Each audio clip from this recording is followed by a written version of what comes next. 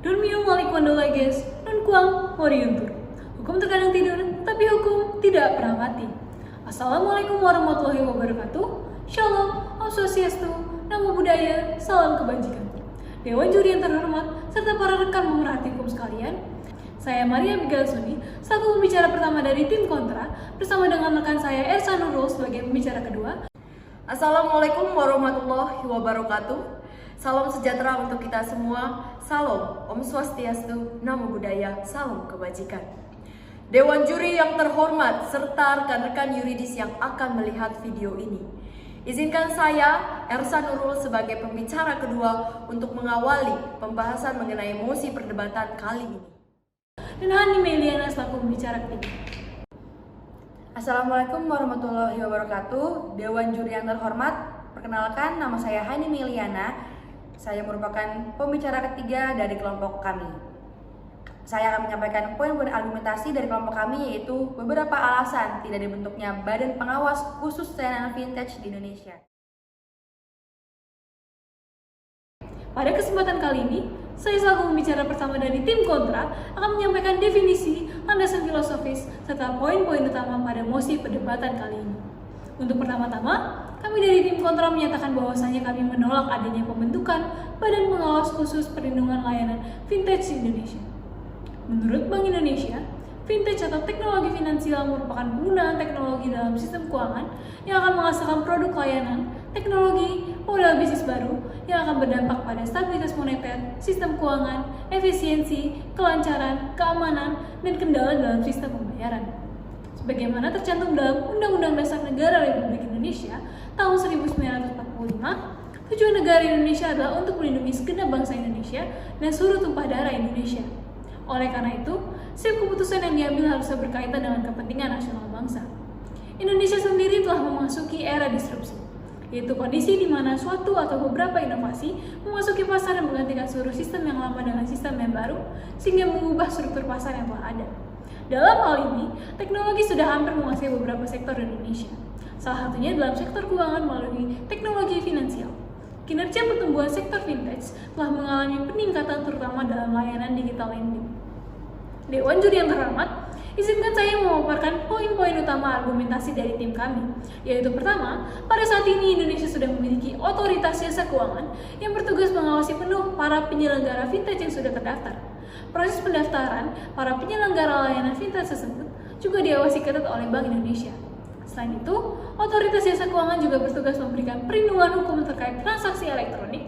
Oleh karena itu, pembentukan Badan Pengawas Khusus Perlindungan Layanan Vintage Indonesia bukanlah hal yang urgensi untuk dilakukan pemerintah saat ini.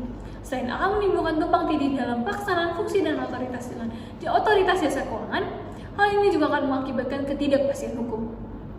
Kedua, pembentukan suatu badan atau lembaga baru tidaklah menggunakan anggaran yang sedikit. Rekan-rekan sekalian, Kementerian Keuangan sendiri menyebutkan bahwa hutang luar negeri Indonesia telah mencapai 400 miliar US dollar, sehingga membuat lembaga baru bukanlah hal yang bijak untuk dilakukan. Terlebih saat ini, Indonesia sedang mengalami dampak kemerosotan ekonomi akibat COVID-19, sehingga membentukan badan pengawas khusus bukanlah hal yang ideal untuk dilakukan. Sekian dari saya, terima kasih. Adapun beberapa alasan dan pandangan secara teoritis, yuridis, dan sosiologis dari tim kami yang menentang adanya pembentukan Badan Pengawas Khusus Layanan Vintage di Indonesia. Pada masa kini, muncul sebuah hal baru di masyarakat, yaitu adalah financial technology, atau yang lebih dikenal dengan vintage di masyarakat. Secara teoritis, menurut NDRC, National Digital Research Center, vintage merupakan sebuah terobosan baru di masyarakat yang diiringi dengan teknologi canggih pada saat ini. Adapun menurut OJK, Otoritas Jasa Keuangan, vintage merupakan sebuah sistem yang dirancang untuk mengoptimasikan mekanisme transaksi tertentu di bidang sektor keuangan. Maka dari itu, vintage merupakan hasil yang tercipta seiring dengan perubahan gaya hidup masyarakat serba cepat pada saat ini. Secara yuridis menurut pasal 34 nomor 3 tahun 2004 tentang perubahan atas Undang-Undang nomor 23 tahun 1999 tentang Bank Indonesia, di mana yang berisikan pemerintah diperintahkan untuk membentuk sebuah lembaga khusus secara yuridis berdasarkan pasal 34 Undang-Undang nomor 3 tahun 2004 tentang perubahan atas Undang-Undang nomor 23 tahun 1999 tentang Bank Indonesia, di mana pemerintah diamanatkan untuk membentuk lembaga pengawas sektor jasa keuangan yang independen. Dan pada akhir tahun 2010 dibentuklah Otoritas Jasa Keuangan atau OJK. Para anggota-anggota OJK merupakan orang-orang yang independen di sektor keuangan di Indonesia. Maka jika kita lihat bersama-sama menurut Undang-Undang nomor 21 tahun 2011 tentang Otoritas Jasa Keuangan, di mana OJK mempunyai tujuan agar seluruh kegiatan di sektor keuangan terselenggara secara teratur, adil, independen, dan akuntabel, serta mampu mewujudkan sistem keuangan yang tumbuh secara berkelanjutan dan stabil dan mampu melindungi kepentingan konsumen dan masyarakat. Dan jika kita lihat pula menurut pasal 5 Undang-Undang nomor 21 tahun 2011, OJK memiliki fungsi yang pertama mengawasi perbankan, yang kedua asuransi, yang ketiga dana pensiun, yang keempat pasar modal, yang kelima perusahaan pembiayaan, dan yang terakhir adalah pengelolaan dana masyarakat. Maka dari itu, jika kita kaitkan fungsi-fungsi OJK dengan sosiologis yang ada di masyarakat, kita bisa mengambil contoh. Yang pertama dari sektor perbankan. Pada tahun 2020, PT Bank Sentral Asia menjelaskan bahwa sistem transaksi perbankan sudah berkaitan dengan vintage, di mana perkembangan vintage tidak lepas pula dari perkembangan jumlah kepemilikan ponsel pintar pada saat ini. Dan jika kita melihat dari sektor yang kedua, yaitu adalah sektor pasar modal, di mana peran vintage ini sangat membantu dan mempermudah bagi masyarakat untuk menjadi investor pada saat ini. Dan dengan adanya vintage dalam perkembangan perusahaan dalam beberapa tahun menambah investor yang cukup tinggi.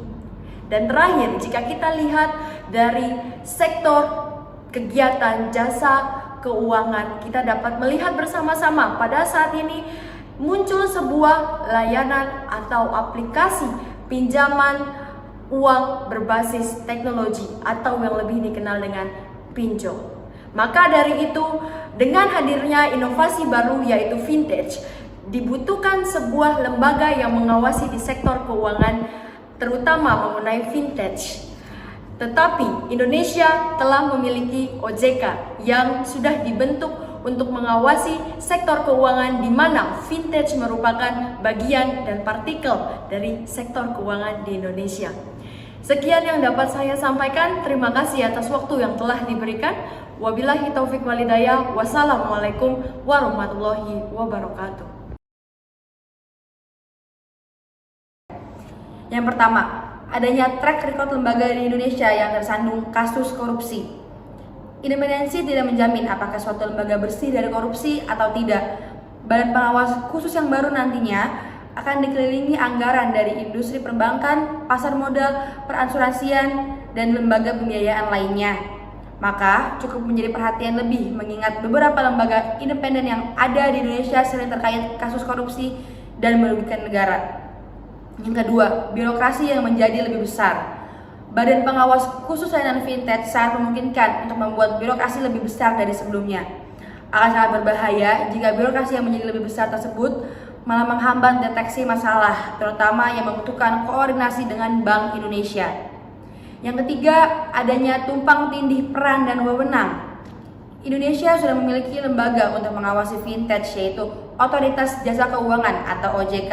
Terkait teknologi seperti pinjaman melalui vintage juga sudah diatur dalam peraturan OJK nomor 77/POJK/2016 mengenai layanan pinjam meminjam uang berbasis teknologi informasi. OJK juga terus bekerja dengan Kementerian Komunikasi dan Informatika Republik Indonesia dan Satgas Waspada Investasi guna menangani permasalahan mengenai vintage. Oleh karena itu, apabila badan pengawas dibentuk, maka akan terdapat alur penyelesaian masalah yang berbeda dan membingungkan. Selain itu, jika suatu peran diletakkan pada dua institusi yang berbeda, akan terjadi inektisitas dalam pelaksanaannya, di mana mereka harus selalu berkoordinasi dan tidak bisa bertindak secara mandiri. Bandingkan jika peran ini diletakkan hanya pada satu institusi saja, akan lebih mudah bagi birokrasi institusi tersebut untuk menjalankan perannya secara mandiri tanpa terbebani dengan koordinasi dengan institusi lain, sehingga mereka bisa mendapatkan kebebasan dalam melakukan peran yang disandangnya. Kebebasan ini pun akan berimplikasi pada efektivitas peran dan kinerja yang dihasilkan, sehingga tujuan akhir dari pemberian peran tersebut menjadi lebih mudah dicapai. Selanjutnya, membutuhkan anggaran yang besar. Pembentukan suatu badan atau lembaga baru tidaklah menggunakan anggaran yang sedikit. Anggaran untuk membangun suatu badan atau lembaga yang baru bisa mencapai miliaran rupiah. Bahkan, berdasarkan nota keuangan 2020 pada tahun 2019, alokasi dana bagi Badan Pembinaan Ideologi Pancasila, salah satu lembaga yang dibentuk Jokowi, telah mencapai 404,1 miliar. Rekan-rekan sekalian, Kementerian Keuangan sendiri menyebut bahwa hutang luar negeri Indonesia telah mencapai 400 miliar US dollar, sehingga membuat lembaga baru bukan hal yang bijak untuk dilakukan saat ini. Terlebih, saat ini Indonesia masih mengalami dampak kemerosotan ekonomi akibat COVID-19, sehingga pembentukan badan pengawasan khusus tersebut bukanlah hal yang ideal dilakukan. Selanjutnya, duplikasi data dan alur pengaduan yang membingungkan. OJK telah menangani permasalahan mengenai teknologi finansial sejak lama, dan terdapat banyak data dan berkas yang telah diolah dan dikaji oleh lembaga tersebut. Jika dibentuk lembaga baru, maka badan pengawas khusus perlindungan tersebut harus mengkaji data yang sama, dan pada akhirnya mengakibatkan duplikasi data dari terdapat dua lembaga yang mengurus permasalahan yang sama, yang mana akan membingungkan masyarakat. Selain itu, terdapat dua lembaga tersebut akan memunculkan dua alur pengaduan yang berbeda, yang akan menimbulkan ketidakpastian hukum yang mana tidak sesuai dengan konstitusi. Sekian yang dapat saya sampaikan. Terima kasih atas waktunya. Wassalamualaikum warahmatullahi wabarakatuh. Dewan Juri yang terhormat, izinkan saya memaparkan kesimpulan dan solusi yang telah tim kami elaborasikan terkait mosi perdebatan hari ini.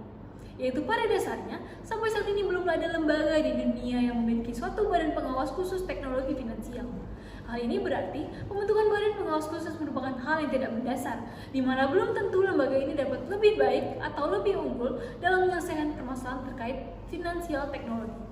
Kemudian, daripada itu, untuk setiap warga negara Republik Indonesia berhak atas pengakuan, jaminan, perlindungan, kepastian hukum yang adil serta perlakuan yang sama di hadapan hukum.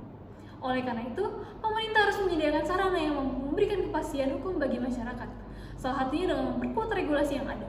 Dalam hal ini, memperkuat OJK adalah dapat memberikan kewenangan yang lebih tinggi pada lembaga tersebut, sehingga dapat mengoptimalkan perlindungan dalam perlindungan layanan vintage Indonesia. Berdasarkan kesimpulan dan solusi tersebut, maka kami selaku tim kontra sekali lagi menyatakan bahwa kami dengan mutlak menolak adanya pembentukan badan pengawas khusus perlindungan layanan vintage Indonesia. Sekian dari tim kami, terima kasih.